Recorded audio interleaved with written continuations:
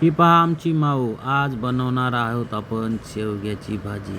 त्यासाठी कांदे घेतले, कांदे चिरून घेतले, नंतर शेवगा घेतला, शेवगा कट करून घेतलेला आहे. त्यानंतर आपण टोमॅटो घेतलेला आहे. त्यानंतर टमाटर चिरलं, माऊनं टमाटर खाल्लेलं आहे आमच्या.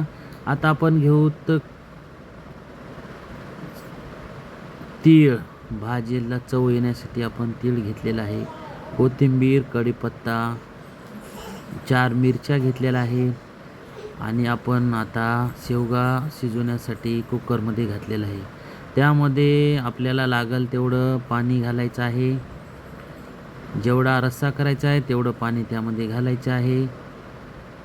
त्यानंतर त्यामध्ये हळद आणि थोडंसं मीठ घालून 2 शिट्ट्या होईपर्यंत आपल्याला गॅसवर ठेवायचं आहे. आता आपण करूत मसाल्याची तयारी. आता आपण ठेवलेलं आहे. त्यानंतर आपण खोबरं भाजून घेतलेलं आहे, तेलामध्ये थोडंसं परतून घेतलेलं आहे. आता खोबरं आपण हलवून घेऊयात. आता खोबरं थोडंसं काळपट झालं तर आपण खोबरं खाली काढून घ्यायचं आहे. त्यामुळे आपल्याला रस्सा एकदम झणझणीत होतो. त्यानंतर आपण कांदा टाकलेला आहे. कांदा लालसर होईपर्यंत आपल्याला परतून घ्यायचा आहे. हे पहा, कांदा असा लालसर असा झालेला आहे. आता कांदा काढून घेतल्याच्या नंतर आता तीळ जे होते आपण रस्स्याला चांगला घटपणा येण्यासाठी तीळ भाजून घेतलेले आहेत. त्यानंतर 4 मिरच्या आणि टमाटर टाकलेलं आहे, ते आपल्याला थोडंसं भाजून घ्यायचं. इकडं आपले शेवगा आता बऱ्यापैकी मस्त शिजलेला आहे. आता कुकर शिट्टी देत आहे. 2 शिट्ट्या द्यायच्या आहेत फक्त. 2 शिट्ट्या झाल्याच्या नंतर कुकर आपल्याला बंद करायचं आहे. 3 शिट्ट्या झाल्या तर थोडंसं शेवगा आपल्याला खाण्यासारखं. आता हे बघा, मसाला आपण किती छानपैकी तयार केलेला आहे.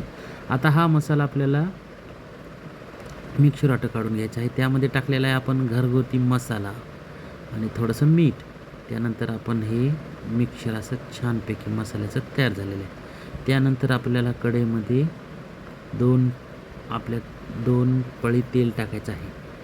आणि तेल टाकल्याच्यानंतर आपण लसूण आणि अद्रकची थोडीशी पेस्ट टाकायची आहे किंवा कुटलेलं थोडंसं.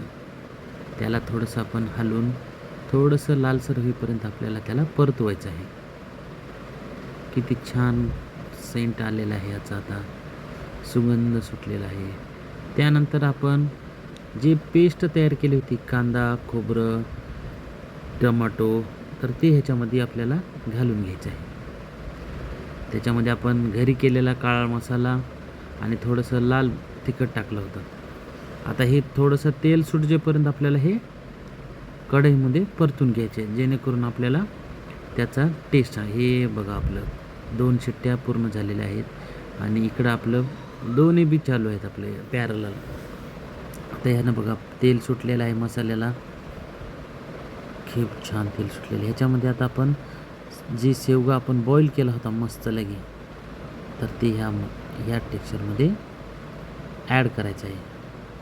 हे पहा, आपण ह्या मसाल्यामध्ये शेवगा टाकलेला आहे. थोडंसं आपल्याला ह्याला हलवून घ्यायचं आहे. वरतून कोथिंबीर टाकायची आहे, जेणेकरून आपल्या ह्याला डिशला थोडीशी चव छान आहे. हे पहा, आपण घेतलेलं आहे शेवग्याची भाजी, भात आणि गावरान आंबा.